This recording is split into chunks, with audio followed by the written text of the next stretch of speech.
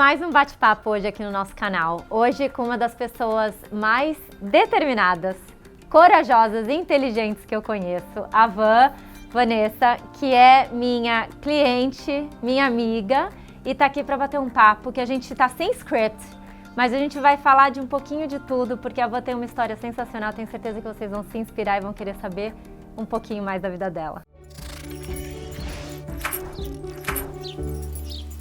A Marga não tá aqui hoje para gravar esse vídeo, porque ela está num closing nesse momento, mas eu lembro do início de quando a gente começou a trazer pessoas para o nosso canal, que a gente começou a fazer essas entrevistas. Há muitos anos eu falava assim, a gente precisa trazer a Vanessa. Só que o que a gente decidiu? Que a gente tinha que esperar ela comprar a casa dela com a gente, porque ela começou sendo nossa cliente quando ela alugou uma casa. Ela precisava estar com o Green Card na mão e ela precisava contar a história de sucesso dela. E parece que foi muito tempo, mas não. Foram 3 anos, mais ou menos, que tudo isso aconteceu, gente. Van, você chegou do nada, apareceu lá no condomínio que eu morava. Tudo isso aconteceu na vida da Vanessa. Eu morava no Heritage Harbor. Eu vendi minha casa, que ela conheceu. Me mudei para Downtown. Voltei para o Lutz. E aí você comprou uma outra casa em Lutz também. Muita coisa aconteceu e aí a gente... Vamos começar pelo mais recente. A minha casa linda. A sua casa linda. O sonho agora é o sonho. Como é que mesmo. foi, assim, receber as chaves na mão? Que eu sabia que você é muito determinada, você sabia que isso ia acontecer e você falou, eu vou comprar casa quando eu tiver com o Green Card na mão. E foi muito rápido, né? Eu nem sei como você conseguiu o financiamento. Ninguém sabe. Como você conseguiu esse financiamento com um ano de imposto de renda? Nem um ano, né? O meu não deu nem um ano, graças a Deus. Teve ajuda também da Carol, que você me indicou, a ajuda dela me ajudou bastante.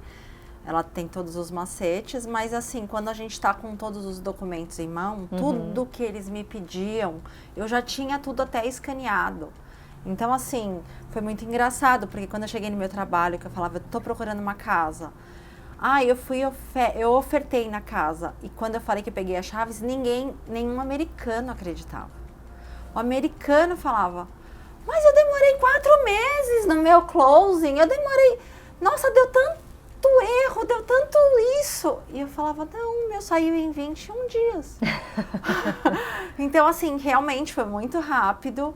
Foi onde eu cravei a estaca mesmo aqui nos Estados Unidos, né? E falei, não, aqui é o meu lugar e eu consegui, vamos ficar aqui agora forever, né? A gente bateu um papo com o Rodrigo no canal dele e ele te perguntou quando foi que você sentiu que, assim, deu certo, qual foi o momento mais emotivo e tal, né? E você falou, foi a hora que eu passei naquela prova, que aí você sabia que tudo ia dar certo, né? Mas não tem uma diferença quando você pega a chave na mão da casa, da sua casa própria? Eu acho que assim, o brasileiro, querendo ou não, a gente tem muito a alma da casa própria, né? Então assim, para você ter uma ideia, no Brasil, eu morei na casa dos meus pais, mesmo casada, durante praticamente 8 anos. Até eu conseguir comprar a minha própria casa. E aqui eu consegui em 4. Então, assim, quando você percebe isso, que você fala, nossa, e a gente tem muito essa vontade de ter a nossa casa aqui e é aquilo que a gente sempre falou, nem compara a gente ter uma casa no Brasil com os juros que a gente paga de financiamento no Brasil, com os juros que a gente paga aqui. Então, eu percebo que aqui você dá prazer você ter uma casa, porque você vai pagar em 30 anos com juros ainda muito mais baixos comparados ao do Brasil. Por mais que está crescendo, está subindo, mas a gente sabe que ainda é muito mais baixos que do Brasil. E é a nossa vontade, né? Imagina, eu tenho uma casa nos Estados Unidos, né? Nossa, não compara, não tenho o que falar. Eu comprei a casa que eu queria, né? Ainda assim, quando eu fui olhar com a Marga a primeira vez, eu falei, ai, Marga, tá linda, tá? Foi a primeira casa que eu fui olhar aqui. E aí ela foi deny no começo e depois ela voltou no mercado e eu falei, ai, será que vai ser? E foi, né? Então, acontece isso, né? A gente visitou algumas outras casas depois. Sim. A gente tentou outras casas e essa voltou no mercado, a gente falou, agora vai ter que ser. E foi, e deu tudo certo. Nossa. E aí você comprou uma townhome, né? Como é que você tá? Você já se mudou, você saiu de uma single family enorme que vocês alugavam e você foi para uma townhome que também é muito grande, bem maior do que o normal, porque ela tem um loft maravilhoso, tem um quarto no primeiro andar, ela nem parece que é uma townhome, ela é moderna. Mas como é que tá essa dinâmica de sair de uma single family para ir para uma townhome? Tá todo mundo adaptado? Tá. Todo assim, mundo, porque, né, você tem assim, 3 as filhos. Pessoas, então, quem não tá mais adaptado ainda é a Bia. A Bia é. A Bia é menor. Incrível, a Bia é a caçula. E ela fala, eu não queria ter mudado da minha outra casa porque tinha uma piscina. Ah, claro. Só que ela nem usava a piscina, tá? Parênteses. E eu falo isso pra ela, você nem usava a piscina. Eu sempre morei em prédio no Brasil, então pra mim a diferença de townhome para o meu prédio que eu morava, eu tinha medo realmente do barulho do vizinho, porque a gente fala que as paredes aqui são de papel, e aí assim, a gente tinha esse medo, mas querendo ou não, acho que por ela ser uma townhome nova, a construção é muito boa. Então você realmente é muito difícil você escutar alguma coisa do vizinho, você ter alguma coisa desse gênero. Você escutou o andar de cima para o andar de baixo, igual na single family, que você também escutava. Sim. Então essa diferença eu não tenho. E eu tava procurando uma townhome porque eu não precisava cuidar da parte outside of the house, né? Então assim, para mim é um trabalho você cuidar da jardinagem da casa, é um trabalho. E na townhome você não precisa fazer isso, que é um tempo hoje, para mim, escasso. Hoje, meu tempo é escasso, então eu prefiro gastar com outras coisas. E se no futuro eu tiver mais condições tal, e precisar, eu tento voltar para uma single family, mas hoje nem é o nem meu... Nem sente falta. Não, legal. Nem um pouco. Eu acho que existe um pouquinho de preconceito com townhome, quando o brasileiro vem para cá, mas eu acho uma ótima opção. Então, é assim, certos estilos de que vida, a gente falou.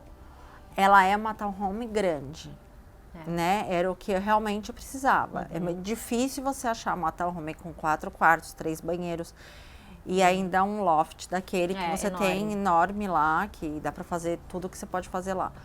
Mas eu achei o que eu precisava, né? Então, assim, quando a gente pensa em townhome, a gente já pensa em casas menores. E aí vinha o meu problema com o tamanho da minha família. Então, como eu achei o que eu precisava, então encaixou perfeito. E ainda no lugar que eu queria, né? Que é na metrópole, megalópole. Na megalópole de Lutz.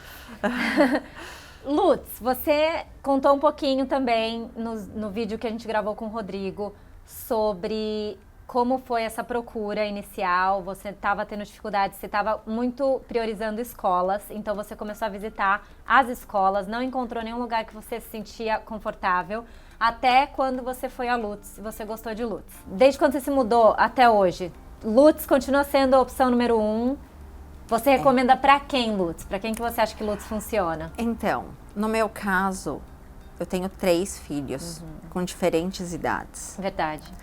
E aí, eu acabo pegando as 3 escolas, que é a elementary, a middle e a high school. Então, é esse que é o fato de Lutz, porque você tem as 3 escolas boas num raio que você precisa, porque muitas vezes você tem 2 filhos numa idade que você vai pôr os 2 na mesma época numa elementary, então você pode morar um tempo na região onde aquela elementary é boa. Depois você muda para middle, depois você muda para uma high school. Então assim, no meu caso, como meus filhos eram de idades diferentes, eu preciso de uma localização onde as 3 escolas tenham nota boa, porque a gente ainda valoriza isso. Acabou que no meio do caminho, um dos meus filhos, eu tive que tirá-los da escola, então hoje ele não é a minha prioridade de escola, mas eu ainda tenho a minha pequena. Então, assim, por isso que eu ainda tive que pensar em Lutz, porque ela está entrando agora no meu elementary e ela, se Deus quiser, vai acabar seguindo todo o curso de elementary, middle e high school.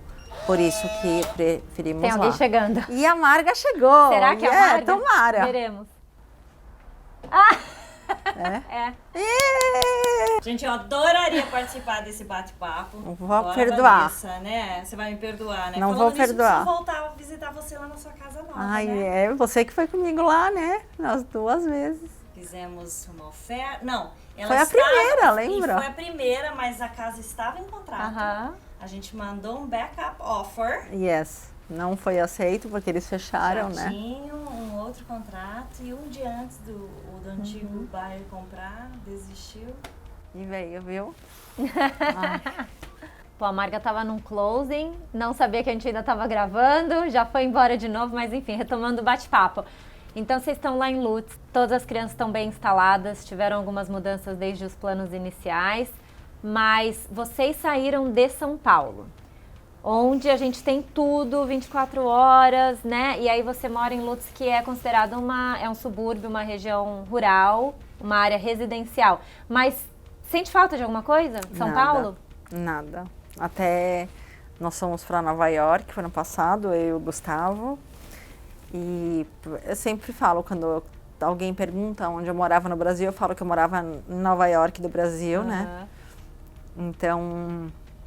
não sinto falta de nada, porque por mais que a gente tenha tudo 24 horas no Brasil, assim, em São Paulo principalmente, às vezes até sentimos falta quando a gente precisa ficar até mais tarde no restaurante e o restaurante fecha. É a única coisa que eu acho que quando a gente precisa se encontrar, que a gente fala...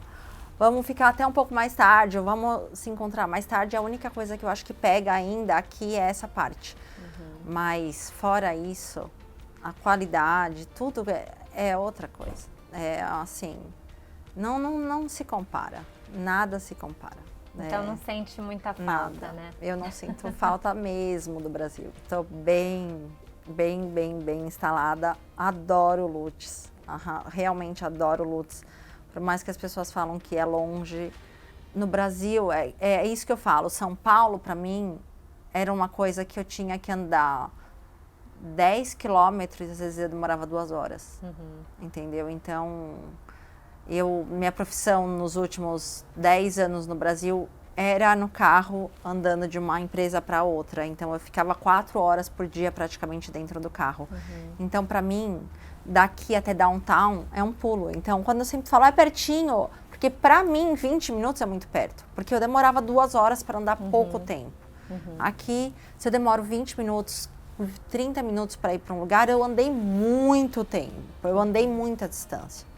Então, pra mim é bem perto mesmo, eu não ligo pra isso. A gente falou um pouquinho então de moradia, falamos um pouquinho de escolas, vamos falar um pouquinho da sua profissão. Você era engenheira, super bem sucedida no Brasil, e aí você mudou de carreira, né? Deu uma volta 360 praticamente, mudou completamente. Hoje você é enfermeira, já está trabalhando, está na área.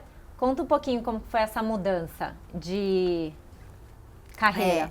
Eu sempre gostei muito de cuidar das pessoas. Eu falo que assim, a primeira pessoa que eu sempre gostei dessa área da saúde, mas a primeira pessoa que realmente me incentivou muito, que eu percebi que eu estava feliz fazendo aquilo, foi quando eu tive que cuidar da minha avó.